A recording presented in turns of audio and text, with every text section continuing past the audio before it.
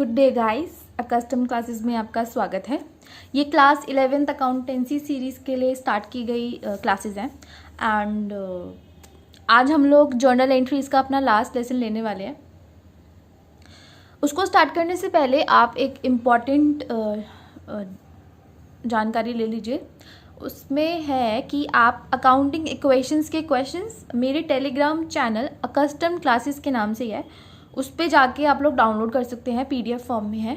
ठीक है, उस क्वेश्चन को सॉल्व कीजिए। उसमें 15-16 क्वेश्चंस हैं एंड वो बहुत आपके रिवीजन पर्पज़ के लिए आपको बहुत ज़्यादा फ़ायदा करेंगे, बिकॉज उसमें हर टाइप की एंट्री मैंने इंक्लूड की हुई है।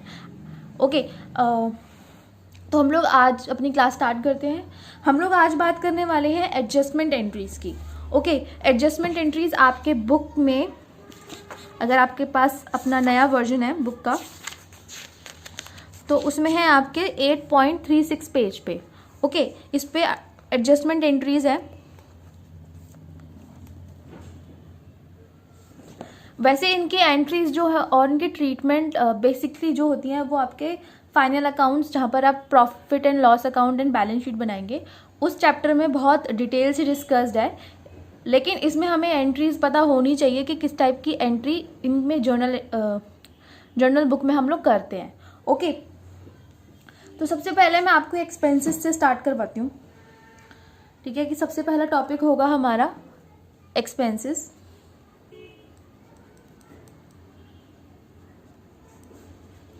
एक्सपेंसेस की एंट्री आप पहले से जानते हो, जो नॉर्मल जर्नल में होती है कि आपने जैसे सपोज इलेक्ट्रिसिटी बिल पे किया तो उसकी एंट्री हम लोग कैसे करते हैं, expense account debited to cash account और बैंक अकाउंट। ओके, अब ये बैंक अकाउंट से आपको कोई दिक्कत नहीं होनी चाहिए जब मैं यहाँ पर स्लैश करके डाल देती हूँ। रीज़न बीइंग कि आप पेमेंट डायरेक्टली कैश देके भी कर सकते हो, या फिर आपने ऑनलाइन पेमेंट कर दी है, या आपने चेक से ट्रांसफ़र किया है, वटेवर, जहाँ पर भी बैंक इन्वॉल्व हो जाता है तो बैंकिंग ट्रांजेक्शन हो जाती है।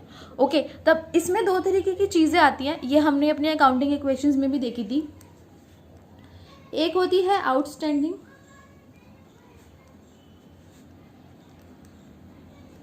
एक्सपेंसेस। ठीक है, तो आउटस्टैंडिंग एक्सपेंसेस हम लोग जानते हैं कौन सी होती है, ड्यू बट नॉट पेड, है ना। मतलब यू वर लाइबल टू पे दिस, लेकिन आपने पे नहीं किया। जैसे सैलरी हो गई एम्प्लॉय की।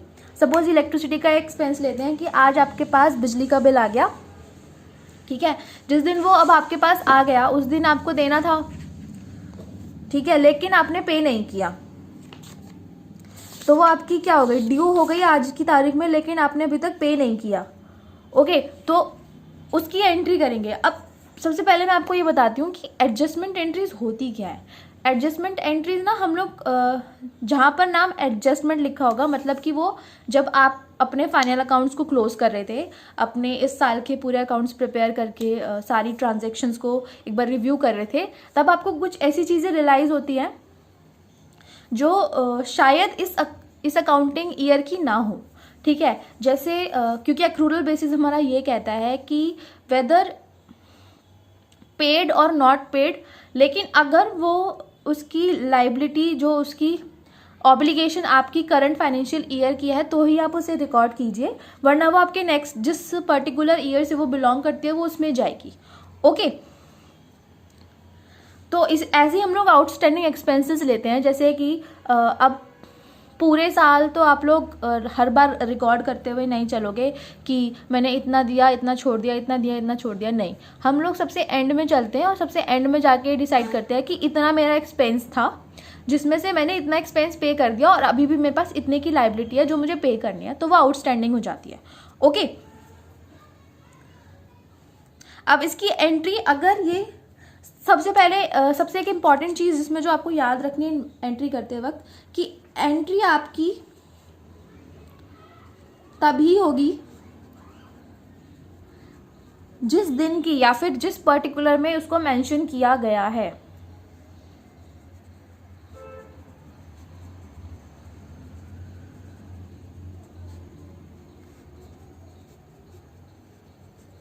ठीक है, क्या समझे इससे हम लोग ये समझे हैं कि जैसे सपोज आप लोग अप्रैल मंथ की ट्रांजैक्शन कर रहे हो, ठीक है, लेकिन आपने वेजेस पे की थी, ठीक है, आपने एक वेजेस पे की थी on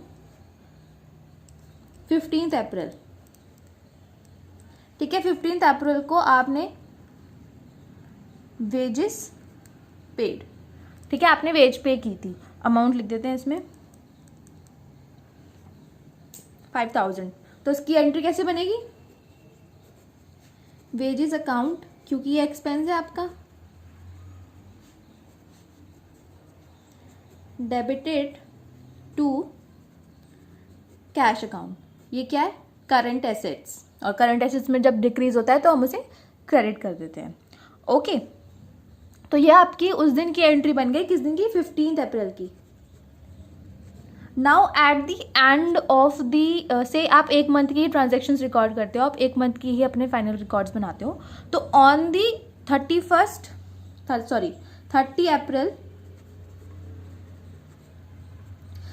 April on the date of closing,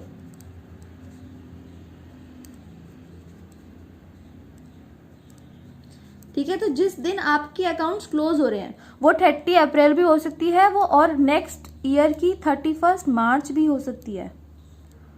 okay, तो मैं बात कर रही हूँ जिस टाइम पीरियड को हम लोग अपने फाइनल अकाउंट्स प्रिपेयर करते हैं उस दिन की बात कर रही हूँ, और मैं एज्यूम ये कर रही हूँ कि मैं एक ही महीने के अकाउंट्स बनाती हूँ, तो मैं 30 अप्रैल को ही अपने फाइनल अकाउंट्स प्रिपेयर कर रही हूँ। ओके, तो इसकी एंट्री अब मैं कैसे करूँगी?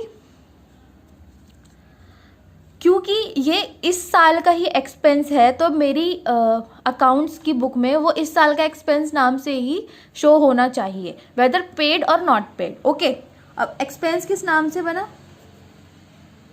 Wages account, debit to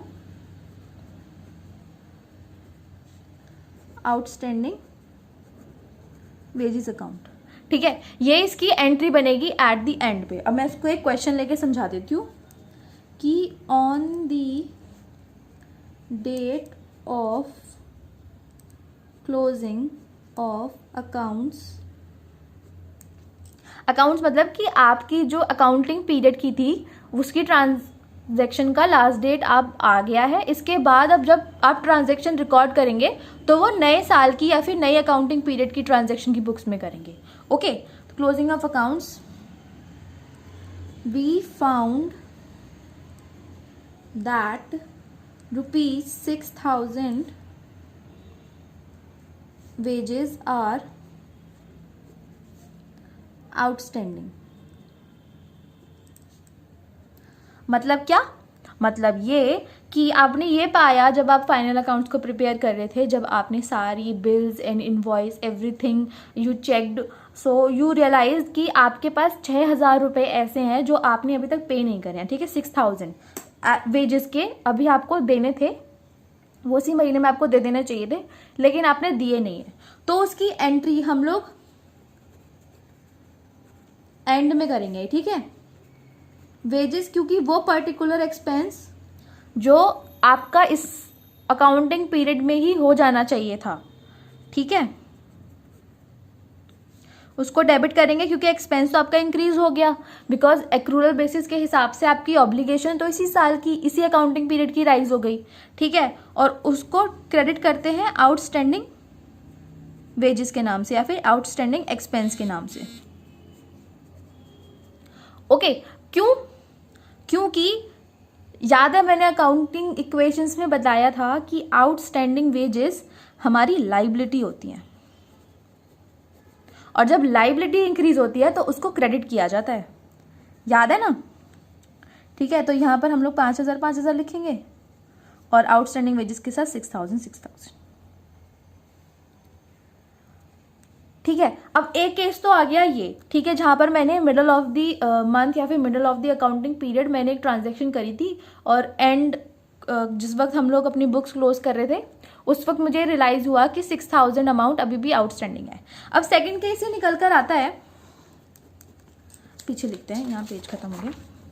second case ये निकल के आता है, सपोज आपने वेज ही पे करनी है अपने साल के एंड में, सपोज आप लोग साल के एंड में एक साथ पैसा दे देते हो किसी चीज़ का, किसका देते हैं हम लोग, रेंट का, ठीक है। वेजेस तो नहीं देंगे, एम्प्लॉयज़ मार देंगे हमको अगर हमने पैसे नहीं पे किए उनके, तो रेंट कह लेते हैं कि हम एक साल का एक साथ ही पे कर देते हैं, लेकिन करते हैं अकाउंटिंग पीरियड के एंड में। ओके, तो अब अगला सिचुएशन क्या ले लेते हैं, फिर मैं एज्यूम कर रही हूँ कि ये 1 महीने की अकाउंटिंग बुक है, ठीक है। तो on 30th April rent paid was, sorry rent due, ऐसे लिखते हैं तब आपको अच्छे समझ में आएगा। रेंट ड्यू वॉज ₹10,000, ठीक है। 10,000 का आपके ऊपर किराया बकाया था अभी, ठीक है, इतना आपको देना था, बट ओनली 7,000 वॉज पेड, ठीक है। तो अब क्या करेंगे हम लोग, इसकी एंट्री अब कंबाइन होगी, ठीक है। अब इसमें मैं कंबाइन एंट्री घुसा देती हूँ। कैसे, रेंट मेरा एक्सपेंस था तो उसका अकाउंट तो डेबिट ही होगा, ठीक है। मैंने पे किया, चलो कैश से पे किया, इसलिए कैश अकाउंट क्रेडिट, क्योंकि करंट असेट आपका डिक्रीज हो गया। इसके साथ साथ देखो, अब मैं इसको बैलेंस करती हूँ। पहले 7,000 तो आपने कैश पे किया, लेकिन आपका रेंट ड्यू कितना था, आपकी ऑब्लिगेशन कितनी थी, 10,000 की। तो फिर मेरी क्या चीज़ इसको बैलेंस करके जाएगी, आउटस्टैंडिंग रेंट अकाउंट, ओके। उसमें मैं डालूंगी 3,000, बिकॉज ये आपकी लाइबिलिटी और वो इंक्रीज हो गई। तो ये हो गई आपकी कंबाइन एंट्री। अब एक क्वेश्चन ये उठ के आता है कि आपने हमें ये 30 अप्रैल में क्यों बताया, सबसे मतलब जब आप अकाउंटिंग अपनी बुक्स को क्लोज कर रहे थे, आपका अकाउंटिंग पीरियड एंड हो गया था, तभी क्यों एंट्री करी। ऐसा मैं 15 अप्रैल को भी तो कर सकते थे ना। नहीं बेटा, उसमें फिर आपको क्या होगा ना, आपको भी नहीं पता कि आगे की ट्रांजैक्शन में आप उसे पे करोगे या नहीं पे करोगे, इसलिए जिस दिन उसकी ट्रांसलेशन गिवन है ना, आपको सिर्फ उसी दिन रिकॉर्ड करनी है उसको। अपने मन से नहीं करना कि मेरा, चलो उसने बताया था स्टार्टिंग में कि आपको 10,000 रुपये देने होते हैं, लेकिन 7 अप्रैल को मैंने 7,000 रुपये दे दिए, तो आप 3,000 की उस वक्त आउटस्टैंडिंग रेंट के साथ एंट्री नहीं करोगे, ओके। ये आउटस्टैंडिंग रेंट की एंट्री हमेशा आपके साल के एंड या फिर अकाउंटिंग पीरियड के एंड में ही जाएगी, ओके। तो ये हो गई आपकी एक केस। दूसरा आता है आपका प्रीपेड एक्सपेंस। अब ये मुझे बताने की जरूरत नहीं है कि प्रीपेड एक्सपेंस हमारे क्या होते हैं, ये हमारे एसेट होते हैं, ठीक है, जिनकी डेफिनेशन अगर मैं कहूं, पेड इन एडवांस, ठीक है। अब देखो, 2 टर्म्स आती हैं पेड इन एडवांस। अगर आप किसी चीज की एडवांस पेमेंट कर देते हो तो कब उसको आप प्रीपेड एक्सपेंस ट्रीट करोगे और कब एक्सपेंस की एडवांस पेमेंट ट्रीट करोगे, क्योंकि ये एंट्री ना दोनों आपकी बुक में गिवन है। और एग्जामिनर क्या कहता है ना, हमने क्वेश्चन भले ही नहीं दिया था, लेकिन हमने तुम्हें कॉन्सेप्ट तो दिया था ना, क्वेश्चन बताओ, ठीक है। तो हमें हर चीज को अपना क्लियर करते हुए चलना है, ओके। तो जब आपने कोई एक्सपेंस, ठीक है, प्रीपेड एक्सपेंस क्या होते हैं, when an expense is paid in advance but the benefit related to that expense will be taken in next year, ठीक है। मतलब नेक्स्ट ईयर या फिर नेक्स्ट अकाउंटिंग पीरियड, समझे आप। जब आपने पे तो इसी अकाउंटिंग पीरियड में कर दिया, लेकिन उसका जो बेनिफिट था वो आपको अगले अकाउंटिंग पीरियड में मिलेगा। अब सपोज वही सेम एग्जांपल हमारा कि 1 महीने की हम लोग अपनी बुक्स बनाते हैं, ठीक है। 1 महीने की मैं सारी ट्रांजैक्शंस रिकॉर्ड करती हूँ, तो मैंने क्या किया, मैंने अगले महीने का भी रेंट अभी भर दिया। मैंने पैसा तो अभी दे दिया, लेकिन उसका बेनिफिट तो नहीं लिया ना मैंने अभी। मैं पैसे देने के साथ साथ अगले महीने का रह थोड़ी आई घर पे, नहीं ना, वो तो मैं अगले महीने ही जाके रहूंगी। इसलिए जब आपका बेनिफिट जो आपको मिलता है, benefit obtained from that expense, वो आपका नेक्स्ट अकाउंटिंग पीरियड में या फिर नेक्स्ट ईयर में ट्रांसफर हो जाता है। ओके, तो ये होता है आपका प्रीपेड एक्सपेंस। लेकिन जब एडवांस, आप किसी एक्सपेंस की पेमेंट एडवांस में कर देते हो, लेकिन वो आपके इसी अकाउंटिंग पीरियड में एक्सपायर हो जाता है। जैसे कि आपने कोई ट्रैवलिंग एक्सपेंस दिया,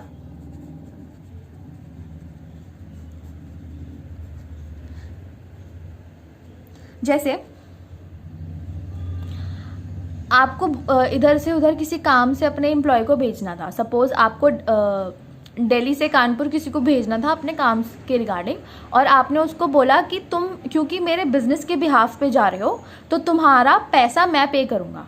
तो आपने क्या किया, आपने उसको पहले से ही 10,000 रुपीज़ दे दिए और ये बोला कि अपने ट्रिप में चले जाना। ठीक है, वो ट्रिप जो है वो आपके करंट अकाउंटिंग पीरियड से रिलेटेड है। ठीक है, अब अगले साल की पेमेंट आप अभी नहीं कर रहे, क्योंकि आपका जो बेनिफिट है उस पेमेंट से जो आपने एडवांस में पे कर दिया है वो उसी अकाउंटिंग पीरियड में आपको मिल जाएगा, इसलिए वो एडवांस पेमेंट के नाम से ट्रीट की जाती है। ओके, और उसकी अकाउंटिंग बुक्स में, फाइनल अकाउंट्स में एंट्री नहीं होती है, वो सिर्फ आपकी जर्नल एंट्री से एडजस्ट हो जाती है। ओके, जबकि प्रीपेड एक्सपेंस आपका कहाँ जाता है, ये बैलेंस शीट में जाता है एंड पीएनएल में जाता है।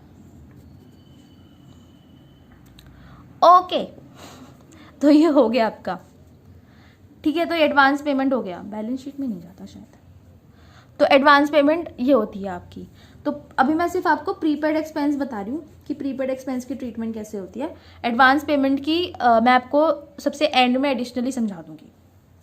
ओके, तो अब हमारी क्या होती है, जैसे सपोज पहला केस हमारे पास क्या आया, पहला केस ये आया कि rent paid on 14th April ₹20,000। ठीक है, at the end of accounting period we find that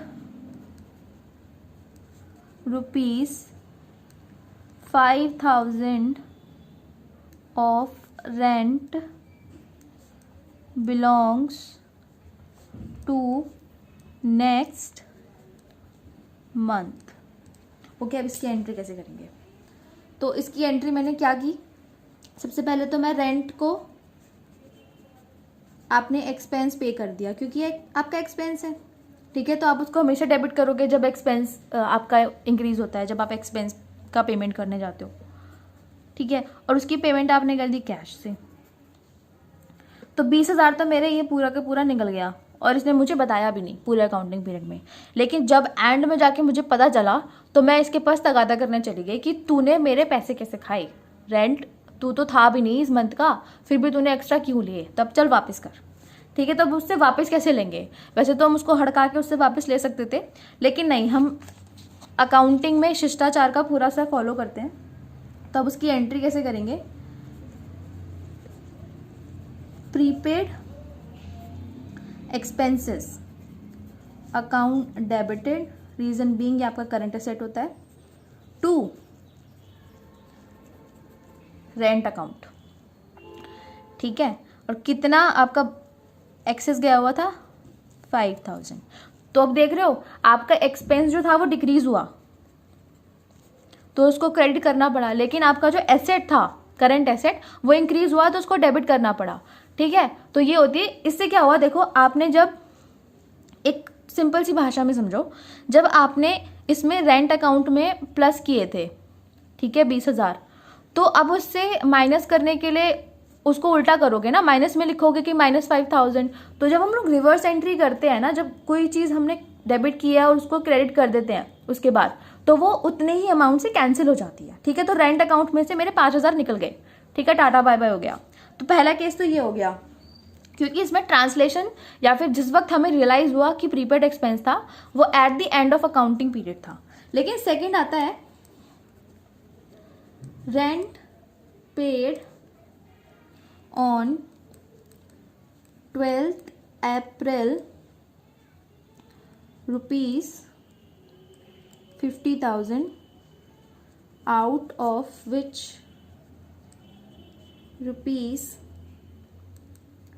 ₹10,000 belongs to next month।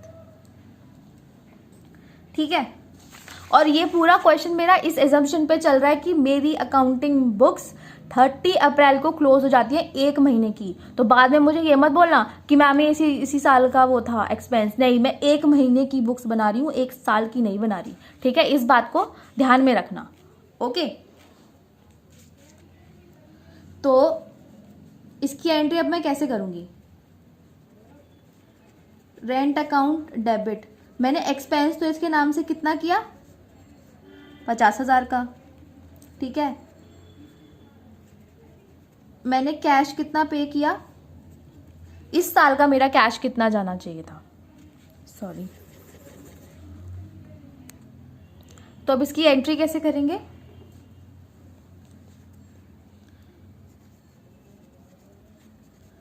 Rent account debited to cash account.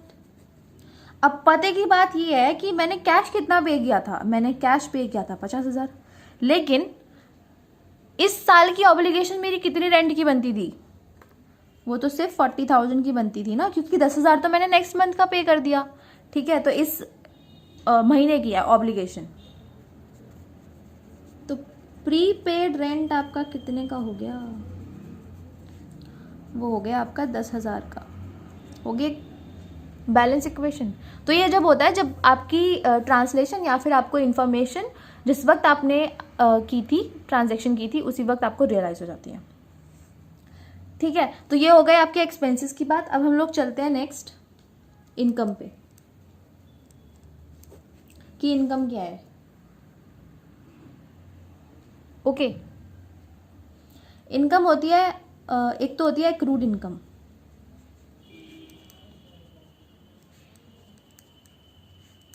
Due but not received.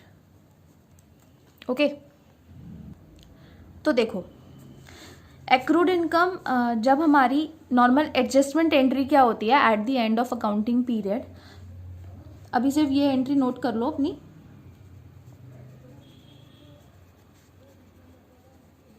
Accrued income account debit to income account. अब income account कौन सा? Suppose आप interest की बात कर रहे हो तो इंटरेस्ट अकाउंट को आप यहाँ पर क्रेडिट करोगे और एक्रूड इंटरेस्ट को आप क्रेडिट करोगे। ओके, क्योंकि एक्रूड इनकम जो होती है वो आपकी एसेट ही होती है कि आपको मिलनी थी, आपकी इंक्रीमेंट होनी थी एसेट में, लेकिन वो हुई नहीं। ठीक है,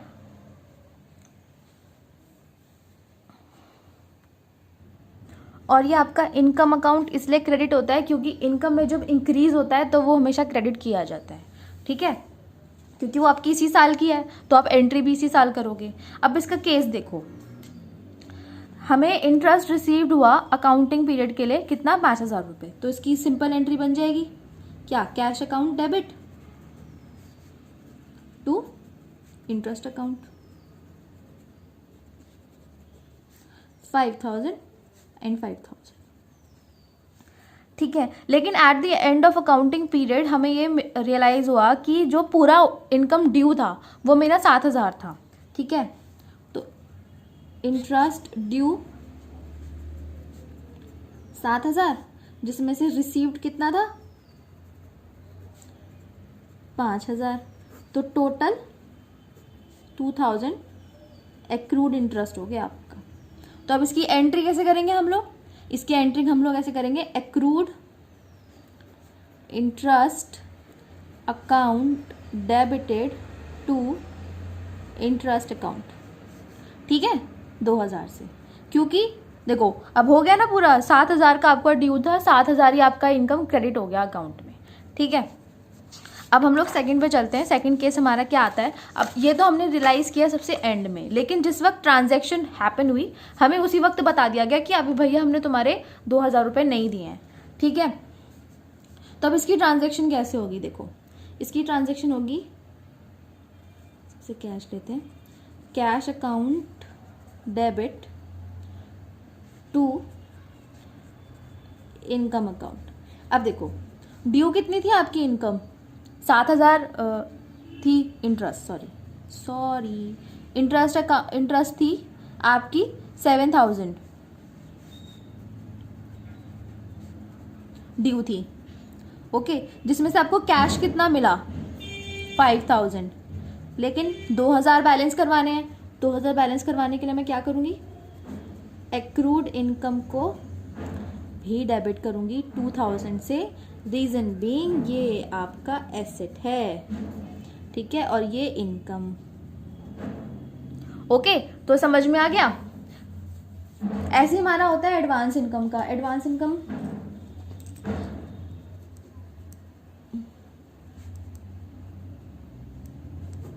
ठीक है, जब आपको इनकम मतलब हो गई है लेकिन आपने अभी तक उसके लिए सर्विसेज रेंडर नहीं करी है, ठीक है, तो उसके लिए एडवांस इनकम होती है। तो एडवांस इनकम की हमारी एंट्री होती है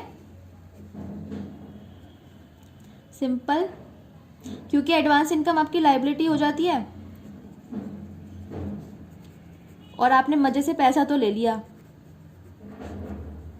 लेकिन वो आपकी लायबिलिटी बन गई, और तो जब लायबिलिटी इंक्रीज होती है तो वो आपकी क्रेडिट की जाती है, और क्योंकि लायबिलिटी इंक्रीज करने की वजह से आपकी इनकम डिक्रीज हो गई उतने की, तो इसलिए इनकम अकाउंट को हम लोग डेबिट करेंगे। ओके, तो उसका एक क्वेश्चन देख लेते हैं, तो जल्दी से हम लोग इसकी एंट्री देख लेते हैं। देखो, rent received for building given on rent ₹7000, मतलब 7000 आपने एक बिल्डिंग थी आपकी जो रेंट पे दे रखी थी, उसका 7000 आपको रेंट मिला, ठीक है, तो रेंट कैश आया आपके पास टू रेंट रिसीव्ड अकाउंट, कितना 7000। ओके, और eight the end of the accounting period हमको ये मिला कि हमारा जो रेंट ड्यू था वो सिर्फ 5000 था, लेकिन हमको मिल कितना गया 7000, तो वो 2000 इस साल का नहीं है, इस अकाउंटिंग पीरियड का नहीं है, तो उसको हमें कैंसिल करना पड़ेगा, ठीक है, क्योंकि जितना हमारा ऑब्लिगेशन इस अकाउंटिंग पीरियड का था हम सिर्फ उतना ही अपनी अकाउंटिंग बुक्स में रिकॉर्ड करके शो करेंगे, ठीक है। तो इसकी अब एंट्री क्या बन जाएगी, इसकी एंट्री बन जाएगी rent received account debited to advance rent account 2000 से।